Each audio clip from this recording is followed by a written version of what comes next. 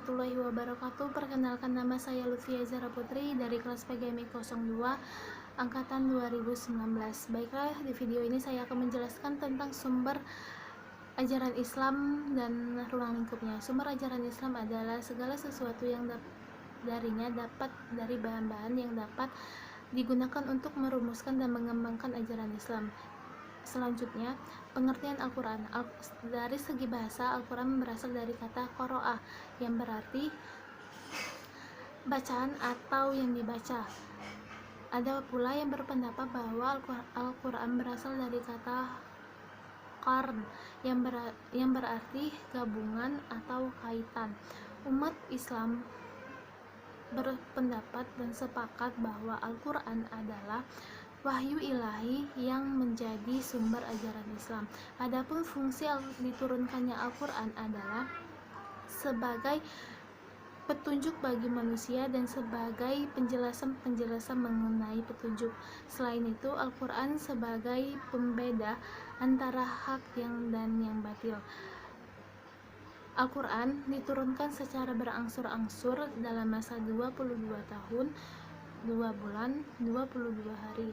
Selanjutnya, ruang lingkup Al-Quran. Pokok isi Al-Quran ada 5. Yang pertama, tauhid, kepercayaan terhadap Allah, malaikat-malaikatnya, kitab-kitabnya, rasul-rasulnya, hari akhir, qada dan qadar yang baik dan yang buruk. Yang kedua, tuntunan ibadah yang perbuatan jiwa, tauhid. Yang ketiga, janji dan ancaman. Yang keempat, hidup yang dihajati dalam hidup masyarakat untuk kebahagiaan dunia dan akhirat. Yang kelima, inti sejarah orang-orang yang taat dan orang-orang yang zalim kepada Allah. Selanjutnya, dasar-dasar Al-Quran dalam membentuk hukum. Yang pertama, tidak memberatkan. Artinya, Allah tidak membenari seseorang melainkan sesuai dengan kemampuannya. Contohnya, bertayamum sebagai pengganti wudhu. Yang kedua, itu menyediakan beban. Maksud dari prinsip ini adalah tidak memberatkan beban atau menyedikitkan beban, karena memang lahir hukum-hukum yang sifatnya rukso, seperti mengqasarkan sholat. Selanjutnya, hadis atau al-sunnah.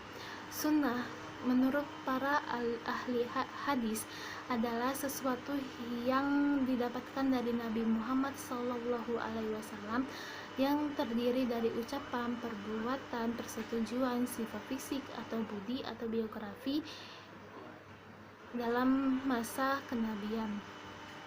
Sedangkan menurut para ahli fikih, sunnah adalah salah satu bentuk hukum syar'ah yang 5, yaitu apabila perbuatan apabila dikerjakan mendapatkan pahala, dan sedangkan apabila tidak dikerjakan tidak disiksa.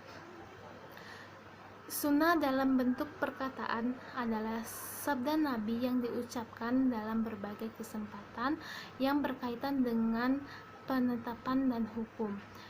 Sedangkan sunnah dalam perbuatan ialah tindakan-tindakan Nabi Muhammad SAW dalam berbagai urusan, baik yang berkaitan dengan ibadah maupun lisan. Selanjutnya, ruang lingkup hadis atau al-sunnah. Ada 2, yaitu ilmu hadis riwayah, yaitu suatu ilmu yang mengetahui sabda-sabda Nabi, perbuatan Nabi, takrir Nabi, dan sifat-sifat Nabi. Yang kedua, ilmu hadis dirayah, yaitu suatu ilmu yang membahas tentang kaidah-kaidah untuk mengetahui hal-hal sanad, matan, metode penerimaan dan penyampaian hadis al-riwayah. Selanjutnya, al-ijtihad. Ijtihad di dalam lisan al-Arab, kata al-ijtihad secara bahasa berasal dari kata al-jahd yang berarti al-tahaqqa, yang berarti upaya atau sungguh-sungguh. Bentuk masdar yang 2 bentuk yang berbeda. Yang pertama, jahdun atau kesungguhan atau sepenuh hati. terdapat dalam Al-Quran surat Al-An'am surah ke-9 ayat ke-109 yang berbunyi A'udzubillahi minasyaitonirrajim Bismillahirrahmanirrahim Waqsamu billahi jihda yamin, yang artinya mereka bersumpah atas nama Allah dengan segala kesungguhan. Selanjutnya juhdun yang artinya sulit, berat atau susah, dalam Al-Quran surat At-Taubah surah ke-9 ayat 79. Jadi secara bahasa, ijtihad berusaha dengan bersungguh-sungguh. Perkataan ini tentu saja tidak akan dipergunakan di dalam sesuatu yang tidak mengandung kesulitan dan kebenaran. Ruang lingkup ijtihad itu, ijtihad merupakan faktor yang penting bagi pembinaan dan perkembangan hukum Islam. Ijtihad dilakukan untuk menjawab permasalahan yang timbul di masyarakat yang belum diketahui status hukumnya.